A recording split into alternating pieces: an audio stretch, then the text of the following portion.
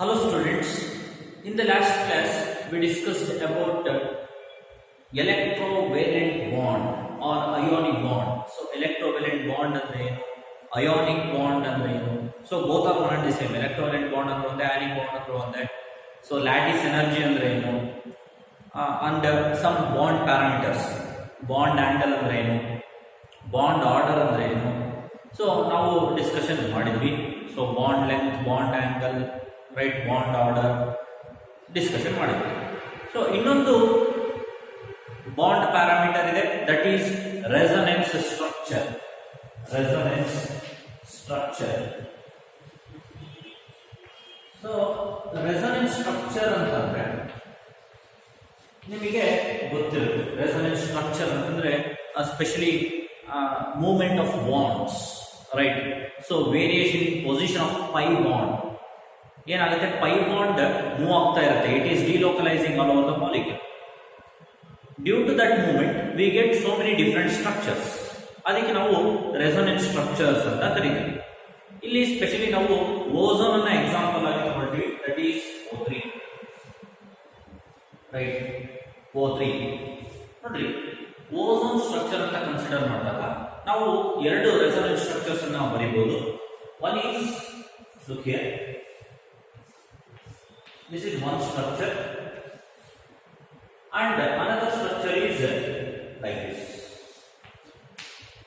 Right, oxygen.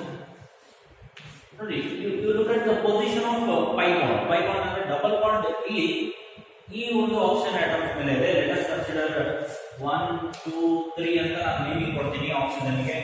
1 2 3 ಅಂತ naming ಕೊಟ್ರೆ, so here in first structure the position of double bond is present between first oxygen as well as second oxygen. Double bond ಎಲ್ಲಿದೆ, first oxygen ಮತ್ತೆ second oxygen ನ ಮಧ್ಯದಲ್ಲಿ double bond ಇದೆ. But ಇದು ಇಲ್ಲಿಗೆ move ಆಗುವುದು ಅಥವಾ ಶಿಫ್ಟ್ ಆಗಿ ಇಲ್ಲಿ ಸೆಕೆಂಡ್ ರೆಸೊನೆನ್ಸ್ ಸ್ಟ್ರಕ್ಚರ್ ನಲ್ಲಿ double bond is present between second oxygen atom as well as third oxygen atom. Second ಮತ್ತೆ ಥರ್ಡ್ ಆಕ್ಸಿಜನ್ ಆಟಮ್ ನ ಮಧ್ಯದಲ್ಲಿ ಇದೆ. ಸೊ ಇವೆರಡಕ್ಕೆ ನಾವು ಕರಿತೀವಿ ರೆಸೊನೆನ್ಸ್ ಸ್ಟ್ರಕ್ಚರ್ಸ್ ಅಂತ ಕರಿತೀವಿ. First and second structure. This is first structure, this is second structure. These structures are called resonance structures. Here these resonance structures have more energy. So ಎರಡು structure ಗೆ first and second energy ಜಾಸ್ತಿ ಇದೆ. Energy is high. When energy is high, stability becomes less. Energy ಜಾಸ್ತಿ ಇದ್ದಾಗ stability ಕಡಿಮೆ ಆಗುತ್ತೆ. So ಇವೆರಡು structures ಅಲ್ಲಿ ಎನರ್ಜಿ ಜಾಸ್ತಿ ಇರೋದ್ರಿಂದ ಸ್ಟೆಬಿಲಿಟಿ ಕಡಿಮೆ. ಇವೆರಡು ಸ್ಟ್ರಕ್ಚರ್ ಬಿಟ್ಟು ಇನ್ನೊಂದು ಸ್ಟ್ರಕ್ಚರ್ ಇದೆ, that is resonance hybrid. Right, ನೋಡ್ರಿ, ಈಕ್ವಲೆಂಟ್ ಸ್ಟ್ರಕ್ಚರ್ ಗೆ ಇಲ್ಲಿ ಮೂರು ಲೈನ್ ಬರುತ್ತೆ. ಅಂದ್ರೆ ಎರಡಕ್ಕೂ ಈಕ್ವಲೆಂಟ್ ಸ್ಟ್ರಕ್ಚರ್ ಇದೆ. ನೋಡ್ರಿ,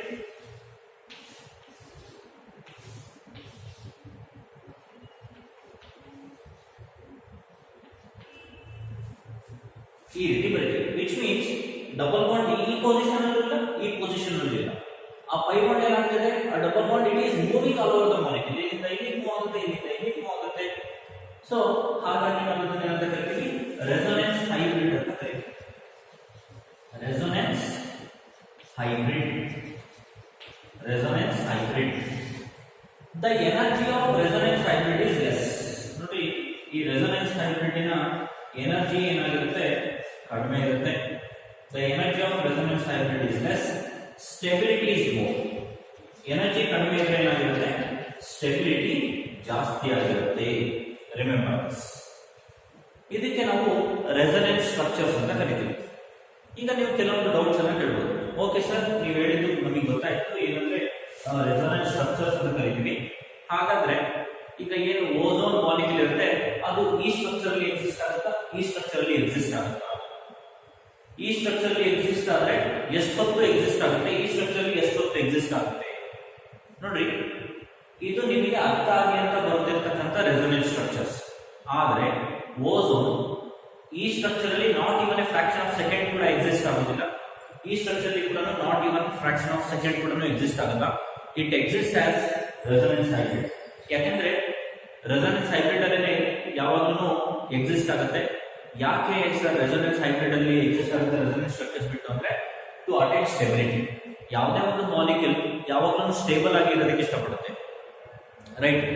to attain stability, so energy decrease ಮಾಡ್ಕೋಬೇಕು. ಎನರ್ಜಿ ಡಿಕ್ರೀಸ್ ಮಾಡ್ಕೋಬೇಕಂದ್ರೆ so it is always moving. ಈ ರೀತಿ ಸ್ಟ್ರಕ್ಚರ್ ಅಲ್ಲಿ ಇದ್ರೆ ಎನರ್ಜಿ ಜಾಸ್ತಿ ಇರುತ್ತೆ, ಸ್ಟೆಬಿಲಿಟಿ ಕಡಿಮೆ ಇರುತ್ತೆ. ಎನರ್ಜಿ ಜಾಸ್ತಿ ಇದ್ದು ಸ್ಟೆಬಿಲಿಟಿ ಕಡಿಮೆ ಇದ್ರೆ ಆ ಒಂದು ಫಾರ್ಮ್ ಅಲ್ಲಿ ಯಾವುದೇ ಒಂದು ಮಾಲಿಕ್ಯೂಲ್ ಎಕ್ಸಿಸ್ಟ್ ಆಗೋದಿಲ್ಲ. ಗೊತ್ತಾಯ್ತಾ? So this is all about resonance structure of ozone molecule. Next, polarity of bonds. ಏನಿದು ಪೊಲಾರಿಟಿ ಅಂತಂದ್ರೆ, ಲಿಸನ್, ಈಗ ನಾನು already covalent bond, ionic bond discussion ಮಾಡಿದ್ದೀನಿ. ಕೋವಲೆಂಟ್ ಬಾಂಡ್ ಅಂದ್ರೆ ನಿಮಗೆ ಗೊತ್ತಿದೆ, it is formed by sharing of electrons ಅಂತ. Ionic bond ಅಂದ್ರೆ ನಿಮಗೆ ಗೊತ್ತಿದೆ, due to transfer of electrons ಅಂತ. ಬಟ್ ಈಗ ನಾನು ಹೇಳ್ತಾ ಇದ್ದೀನಿ, ಕೇಳಿಸ್ಕೊಳ್ಳಿ, this is very very important sentence. In reality, no bond is 100% pure. No bond is 100% covalent. No bond is 100% ionic. ಯಾವುದೇ ಒಂದು ಬಾಂಡ್ 100% covalent ಅಲ್ಲ, 100% ionic ಅಲ್ಲ. All the bonds, it consists of some properties of covalent, some characteristics of covalent, as well as some characteristics of ions. Right, ionic character, that is covalent bond. So ಎರಡರದ್ದು character ಇರುತ್ತೆ. ಈಗ ನೀವು ಯಾವುದೇ ಒಂದು ಮನುಷ್ಯರಿಗೆ ತಗೊಂಡ್ರು ಯಾರಿಗೂ ನಾವು ಒಳ್ಳೆಯವರು ಅಂತ ಹೇಳಕ್ಕಾಗಲ್ಲ, ಕೆಟ್ಟವರು ಅಂತ ಹೇಳಕ್ಕಾಗಲ್ಲ. ಎಲ್ಲ ವ್ಯಕ್ತಿಗಳಲ್ಲೂ ಅವ್ರದ್ದೇ ಆದಂತಹ ಸಮ್ ಗುಡ್ ಕ್ವಾಲಿಟೀಸ್ ಇರುತ್ತೆ, ಸಮ್ ಬ್ಯಾಡ್ ಕ್ವಾಲಿಟೀಸ್ ಇರುತ್ತೆ. ಗೊತ್ತಾಯ್ತಾ? ಓಕೆ, ಯಾವುದು ಹೆಚ್ಚಾಗಿ ಇರುತ್ತೋ, ಈಗ ಗುಡ್ ಕ್ವಾಲಿಟೀಸ್ ಜಾಸ್ತಿ ಇತ್ತು ಅಂತಂದ್ರೆ ಅವಾಗ we call them good person. ಹಂಗಂತೇಳಿ ಅವ್ರಲ್ಲಿ ಬ್ಯಾಡ್ ಕ್ವಾಲಿಟೀಸ್ ಇಲ್ಲೇ ಇಲ್ಲ ಅಂತಲ್ಲ, ಎಲ್ಲ ಓಕೆನಪ್ಪ, ಬಟ್ ಅದೊಂದು ವಿಚಾರದಲ್ಲಿ ಅವನು ಸ್ವಲ್ಪ ಹಂಗೇನೆ, ರೈಟ್? ಇವನಂತೂ ಕೇಳಲೇಬೇಡ, ರೈಟ್? ಇವನಂತೂ ಕಂಪ್ಲೀಟ್ಲಿ ದಿ ವರ್ಸ್ಟ್. ಆದರೆ ಅದೊಂದು ವಿಚಾರದಲ್ಲಿ ಸ್ವಲ್ಪ ಒಳ್ಳೆಯದಿದ್ದಾನೆ ನೋಡ್ರಿ. ಅಂದ್ರೆ so majority of the persons they have both the characters, good as well as bad. ಅದೇ ತರ ಎಲ್ಲ ಬಾಂಡ್ಸ್ ನಲ್ಲಿ ಕೂಡ covalent as well as ionic character ಎರಡೂ ಕೂಡ ಇರುತ್ತೆ. ಗೊತ್ತಾಯ್ತಾ? ಅದು ಹೇಗೆ ಈಗ ಡಿಸ್ಕಷನ್ ಮಾಡೋಣ ನೋಡಿ. ನಾನು ಹೇಳಿದೆ, in reality no bond is 100% covalent or 100% ionic. Take for example homo atomic molecules. Homo atomic molecules like O2, Cl2 ನೋಡಿ, ಸಿಮಿಲರ್ ಆಟಮ್ಸ್ ಇದೆ. ಈ ಸಿಮಿಲರ್ ಆಟಮ್ಸ್ ಇದ್ದಾಗ ಇಲ್ಲಿ ಏನು ಬಾಂಡ್ ಫಾರ್ಮೇಷನ್ ಆಗಿದೆ, this bond is formed by sharing of electrons. ಈ bonds ಏನಿದೆ sharing of electrons ಇಂದ ಆಗಿದೆ. ಅಂದ್ರೆ ಇಲ್ಲಿ ಎಲೆಕ್ಟ್ರಾನ್ ಈ ಕಡೆ ಆಕ್ಸಿಜನ್ ಕಡೆನೂ ಮೂವ್ ಆಗೋದಿಲ್ಲ, ಈ ಕಡೆ ಆಕ್ಸಿಜನ್ ಕಡೆನೂ ಮೂವ್ ಆಗೋದಿಲ್ಲ, right? It stays as it is, share ಆಗಿರುತ್ತೆ, ಹಾಗೆ ಇರುತ್ತೆ. ಇಲ್ಲಿ ಕ್ಲೋರಿನ್ ಕೂಡ, ಕ್ಲೋರಿನ್ ಅಲ್ಲಿ ಕೂಡ ಅಷ್ಟೇ, this electron does not move towards this chlorine or this chlorine. ಇಲ್ಲಿ ಈಕ್ವಲ್ ಎಲೆಕ್ಟ್ರೋನೆಗೆಟಿವಿಟಿ, ಸಿಮಿಲರ್ ಆಟಮ್ಸ್ ಇರೋದ್ರಿಂದ ಎಲೆಕ್ಟ್ರಾನ್ಸ್ ಯಾವ ಕಡೆನೂ ಮೂವ್ ಆಗಲ್ಲ, ಶೇರ್ ಆಗಿ ಹಾಗೆ ಇರುತ್ತೆ. such kind of molecules are called non-polar molecules. Non-polar molecules. ಈ ತರ ಒಂದು ಮಾಲಿಕ್ಯೂಲ್ಸ್ ಗೆ ನಾವು non-polar molecules ಅಂತ ಹೇಳಿ ಕರೀತೀವಿ. So these kinds of molecules are called non-polar molecules. ಹಾಗಾದ್ರೆ polarity of bonds ಅಂದ್ರೆ ಏನು, polar molecules ಅಂದ್ರೆ ಏನು? Listen, take for example HCl. HCl diatomic ಅಥವಾ ನೋಡಿ ಡಿಫರೆಂಟ್ ಆಟಮ್ಸ್ ಇರ್ತಕ್ಕಂಥ ನೀವು ಮಾಲಿಕ್ಯೂಲ್ಸ್ ಅನ್ನು ತಗೊಂಡ್ರೆ ಇದರಲ್ಲಿ ನೋಡಿ ಕ್ಲೋರಿನ್ ಈಸ್ ಹೈಲಿ ಎಲೆಕ್ಟ್ರೋನೆಗೆಟಿವ್. ಈಗ HCl ಮಧ್ಯೆ ಇರ್ತಕ್ಕಂಥದ್ದು ಕೋವಲೆಂಟ್ ಬಾಂಡ್ ಇದೆ, it is covalent bond. But listen what happens here, due to more electronegativity of chlorine, electron partially move towards chlorine atom. Electron partially move towards, partially ಅಂದ್ರೆ complete ಆಗಿ move ಆಗಲ್ಲ, ಸ್ವಲ್ಪ ಮಾತ್ರ move ಆಗುತ್ತೆ. ಅದಕ್ಕೆ ನಾವು partial movement ಅಂತ ಕರಿತೀವಿ, ರೈಟ್? ಕಂಪ್ಲೀಟ್ ಆಗಿ ಮೂವ್ ಆಗಲ್ಲ, ಬಟ್ ಸ್ವಲ್ಪ ಹಿಂಗೆ ಒಂದು ಸ್ಟೆಪ್ ಈ ಕಡೆ, ಎಲೆಕ್ಟ್ರಾನ್ಸ್ ಎಲ್ಲಾನು ಈ ಕಡೆ ಹಿಂಗೆ ಹಾಕೊಂಡಿರುತ್ತೆ. ಯಾಕೆ? Because of more electronegativity of chlorine.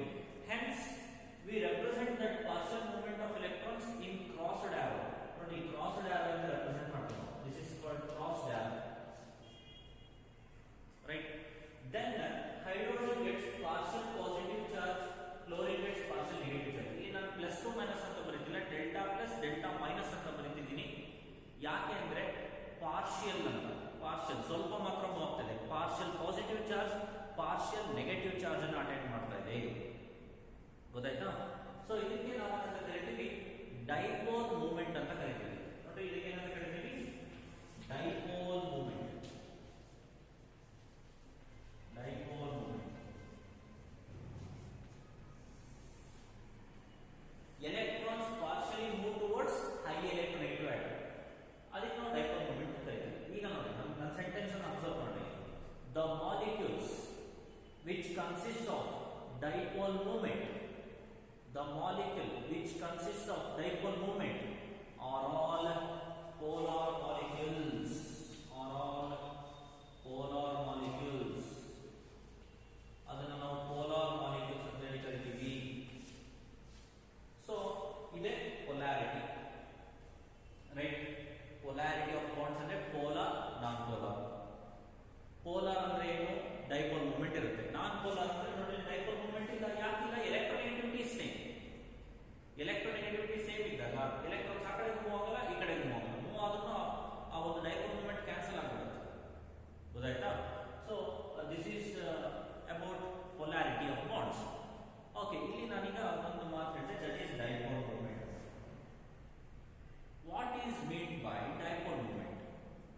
So dipole movement is nothing but partial movement of electrons towards highly electronegative atom, right? Highly electronegative atom ಕಡೆಗೆ ಏನು ಎಲೆಕ್ಟ್ರಾನ್ಸ್ ಮೂವ್ ಆಗುತ್ತೆ ಅದಕ್ಕೆ ನಾವು ಡೈಪೋಲ್ ಮೂವ್ಮೆಂಟ್ ಅಂತ ಕರಿತೀವಿ. ಗೊತ್ತಾಯ್ತಾ? Next, dipole movement is given by, ನೋಡಿ dipole movement is given by, dipole movement is equal to q into r. q ಅಂದ್ರೆ ಚಾರ್ಜ್ ಅಂತ, r ಅಂದ್ರೆ ರೇಡಿಯಸ್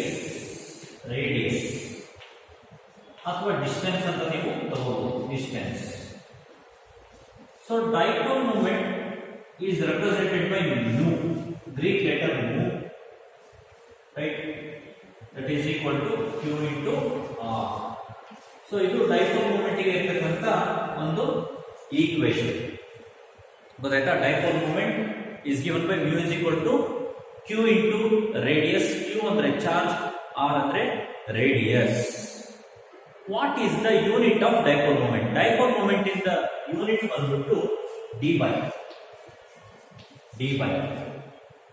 ಅದನ್ನ ನಾವು ಕ್ಯಾಪಿಟಲ್ D ಅಂತಾನೂ ಬರೆಯಬಹುದು. d by is the unit of dipole moment. Dipole movement ಇಂದ ಒಂದು ಯೂನಿಟ್.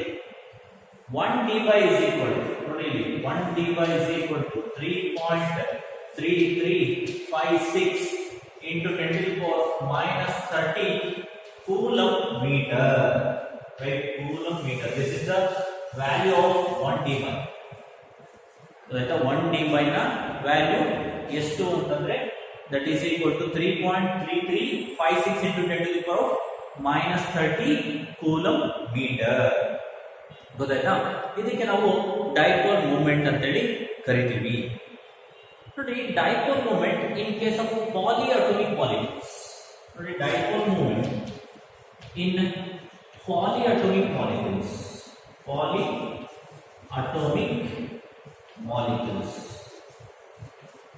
ನೋಡಿ ಪಾಲಿಅಟೋಮಿಕ್ ಮಾಲಿಕ್ಯೂಲ್ಸ್ ಅಂತಂದ್ರೆ let us consider H2O, water ಅಂತ ಕನ್ಸಿಡರ್ ಮಾಡಿ.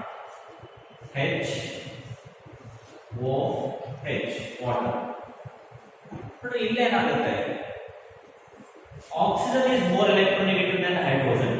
Electrons partially move towards oxygen. Electrons partially oxygen ಕಡೆಗೆ ಮೂವ್ ಆಗುತ್ತೆ. ಮತ್ತೆ ಆಕ್ಸಿಜನ್ ಮೇಲೆ ಲೋನ್ ಪೇರ್ಸ್ ಆಫ್ ಎಲೆಕ್ಟ್ರಾನ್ಸ್ ಇರುತ್ತೆ. ಈ lone pair electrons it is moving away from the molecule. Molecule ಇಂದ electrons ದೂರ ಹೋಗ್ತಾ ಇದೆ, lone pair of electrons. So dipole movement is maximum. ನೋಡಿ ನಾವು ಇಲ್ಲಿ ಏನು ಈ ಎರಡು ಡೈಪೋಲ್ ಮೂವ್ಮೆಂಟ್ ಇದೆ, ಹೈಡ್ರೋಜನ್ ಆಕ್ಸಿಜನ್, ಎರಡು ಡೈಪೋಲ್ ಮೂವ್ಮೆಂಟ್ ಅನ್ನ ಆಡ್ ಮಾಡಿದ್ರು ಕೂಡ the dipole moment is in the same direction. Dipole moment same direction ಅಲ್ಲಿ ಇದೆ. ಸೇಮ್ ಡೈರೆಕ್ಷನ್ ಅಲ್ಲಿ ಇರೋದ್ರಿಂದ dipole movement is very large in case of oxygen molecule. In case of water molecule H2O molecule ನಲ್ಲಿ dipole movement ತುಂಬಾನೇ ಜಾಸ್ತಿ ಇರುತ್ತೆ. But let us consider another example, that is boron triphosphate.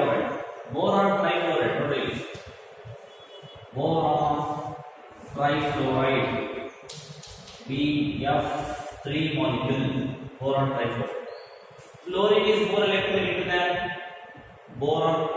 Electrons partially move towards fluorine. Fluorine kade more. Right?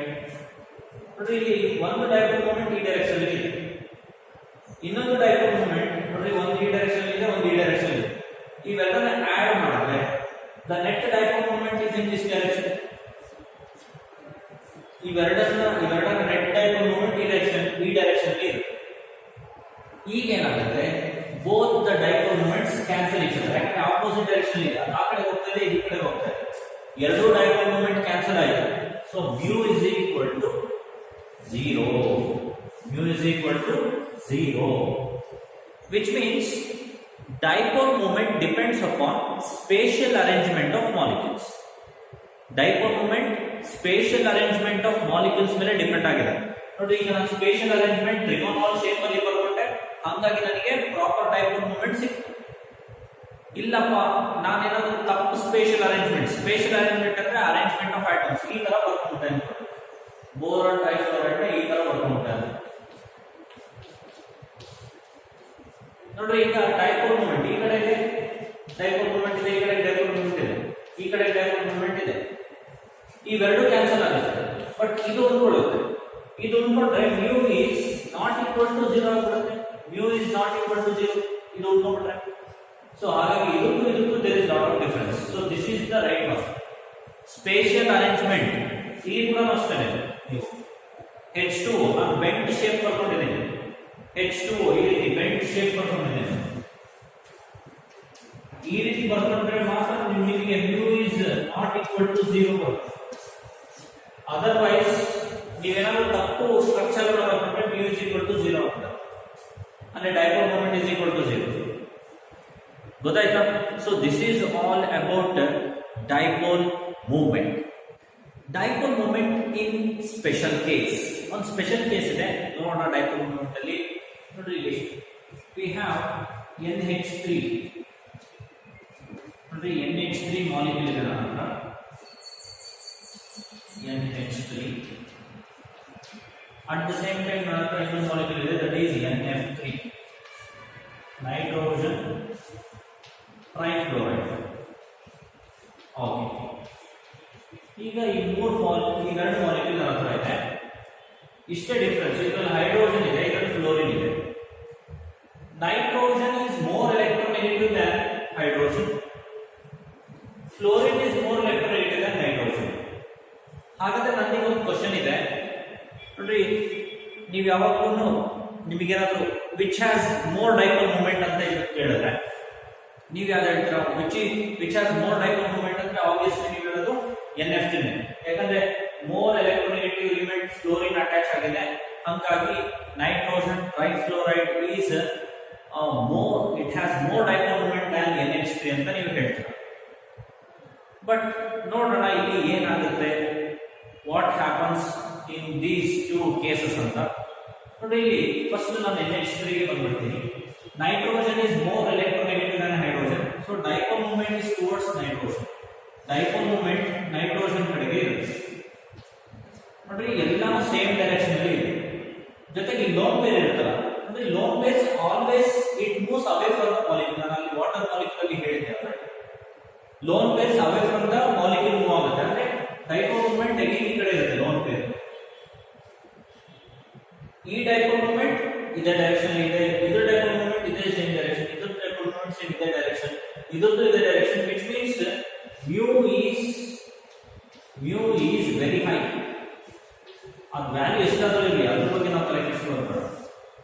mu is very high, ಯಾಕೆಂದ್ರೆ ಎಲ್ಲ dipole movement same direction ಇದೆ. Same direction ಇದ್ರೆ dipole movement ತುಂಬಾನೇ ಜಾಸ್ತಿ ಇರುತ್ತೆ, mu is very high.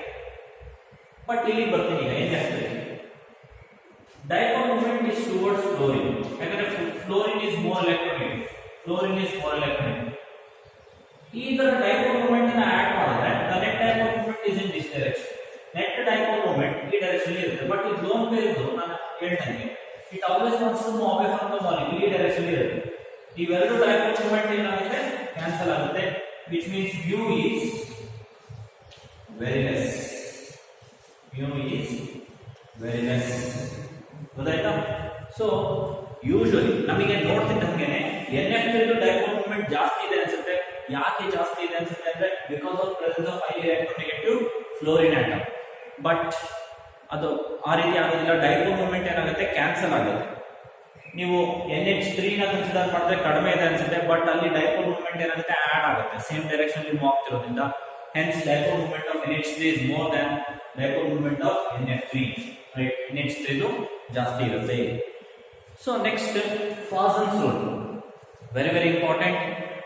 Covalent character ಯಾವ್ದ್ರಲ್ಲಿ ಜಾಸ್ತಿ ಇರುತ್ತೆ ಅಂತ ಫೈಂಡ್ ಔಟ್ ಮಾಡೋದಕ್ಕೆ ಫಾಸನ್ಸ್ ರೂಲ್ ನಮಗೆ ಹೆಲ್ಪ್ ಮಾಡುತ್ತೆ. So what Fajans rule states? It has 3 rules, remember this. ನಿಮಗೆ ಕಾಂಪಿಟೇಟಿವ್ ಎಕ್ಸಾಮ್ ಕ್ವಶನ್ಸ್ ಇದ್ರ ಮೇಲೆ ಅರೈಸ್ ಆಗುತ್ತೆ. Very very helpful.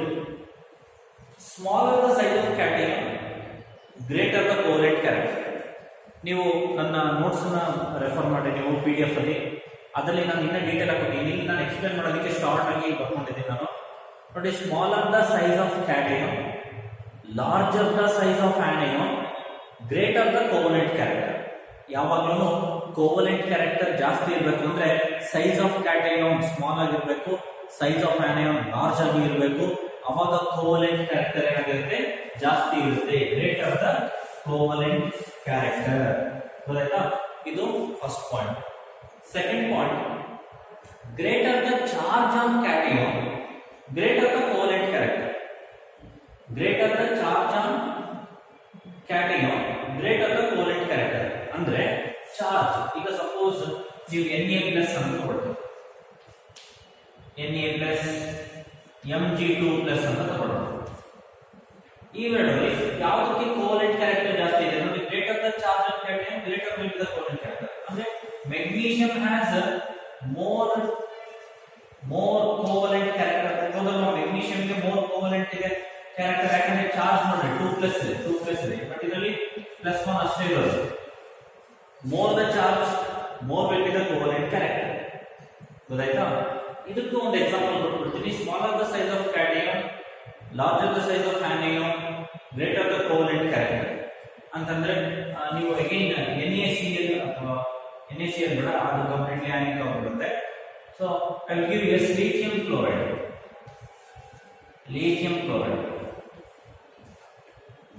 ಲಿಥಿಯಂ ನೋಡಿ, small cation, smaller the size of cation, small size ಇರುತ್ತೆ cation Li+. Chlorine, larger the size of anion, covalent character ಏನಾಗಿರುತ್ತೆ, ಜಾಸ್ತಿ ಇರುತ್ತೆ. ನೀವು ಬೆರಿಲಿಯಂ ಕ್ಲೋರೈಡ್ ಅನ್ನು ತಗೋಬಹುದು, BeCl. Covalent character is more. ಗೊತ್ತಾಯ್ತಾ? ಲಾಸ್ಟ್ ಪಾಯಿಂಟ್ ಗೆ ಬಂದ್ಬಿಡ್ತೀನಿ ನಾನು. Cation having same size, same charge. ಈಗ ಸಪೋಸ್ ಕ್ಯಾಟಿಯನ್ ಏನಾದ್ರು ಸೇಮ್ ಸೈಜ್ ಇರುತ್ತೆ, ಸೇಮ್ ಚಾರ್ಜ್ ಇರುತ್ತೆ, ಬಟ್ ಅದರಲ್ಲಿ ಕೋವೆಲೆಂಟ್ ಕ್ಯಾರೆಕ್ಟರ್ ಹ್ಯಾಗೆ ಡಿಸೈಡ್ ಆಗುತ್ತೆ ಅಂದ್ರೆ ಒನ್ ವಿತ್ ಡಿಕಾನ್ಫಿಗರೇಷನ್. ಅಂದ್ರೆ ಈಗ ಎಲೆಕ್ಟ್ರಾನಿಕ್ ಕಾನ್ಫಿಗರೇಷನ್ ಅಲ್ಲಿ ಟ್ರಾನ್ಸಿಷನ್ ಎಲಿಮೆಂಟ್ಸ್ ಬಂತು, ಅಲ್ಲಿ ಸೈಜು ಮತ್ತೆ ಚಾರ್ಜ್ ಎರಡೂ ಸೇಮ್ ಇತ್ತು ಅಂತಂದ್ರೆ ಅದೇನಾದ್ರು ಡಿಬ್ಲಾಕ್ ಆಗಿದ್ರೆ then it is more polarising, ಅಂದ್ರೆ ಮೋರ್ ಕೋವೆಲೆಂಟ್ ಆಗಿರುತ್ತದು. ಗೊತ್ತಾಯ್ತಾ? So this is how Fossen's rule, it helps us to find out the covalent character as well as ionic character in the molecules. Next.